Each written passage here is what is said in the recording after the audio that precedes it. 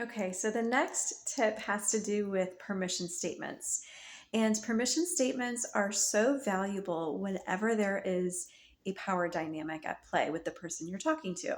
So, a power dynamic could be something where perhaps it's a physician and patient dynamic. There is a power position at play. The doctor is in the position of power. It could be a parent and a child, it could be a boss and the direct report. And so there are some natural power dynamics that are in play. There could also be power dynamics that you're not even aware of.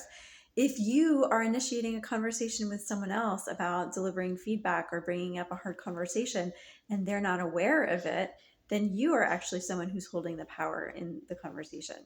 So just know that there are many ways that power dynamics can show up in conversation. So just know that. And then let me give you a tip about permission statements. Permission statements are valuable anytime there is a difference in power in the conversation. And a permission statement helps to give power back to the person who doesn't naturally have that power. So it is very simple. A permission statement is basically asking permission to do something or say something or proceed to a certain part of the conversation. And it can be very simple. Let's say I am a boss and I'm talking to my direct report and they know about this meeting and I wanted to deliver some feedback. So I might be talking with them for a while and then I might say something like, I'd really love for us to discuss how to move forward with this. Would it be okay if we moved into that part of the conversation now? Would it be okay if? That's the permission piece.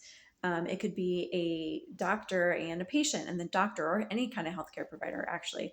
The healthcare provider could be asking if it's okay to go to a next part of the conversation or to share certain information, right? I would love to share with you what the test results are. Are you ready to hear them? Some people would be like, well, yeah, of course I'd be ready to hear them. However, it just helps for the person to be like, okay, I'm ready, like a bracing, like a readiness.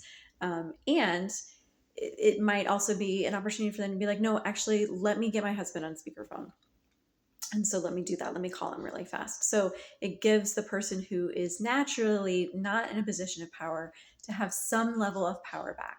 And I should have said this at the beginning, that when we're thinking about power, it's not necessarily a bad thing. It just is that sometimes people are at a disadvantage in a conversation, and someone in the conversation has more of an advantage than the other person. So don't think of power in like a negative way in this regard. It's just more about advantage versus disadvantage. So think of it in those terms. And then we do want to think about power in terms of empowerment. So this empowers the other person to be able to have a bit more say in the conversation, to make a decision. Oftentimes, the people who are at the lesser power don't have as many decisions, don't have as much ability to execute decisions, to have a say. So this is a way to give them that opportunity. So permission statements, is it okay if we, would you mind if I, etc. It's basically asking permission, and it can go a long way in any hard conversation where there is a power differential at play. I hope you enjoyed.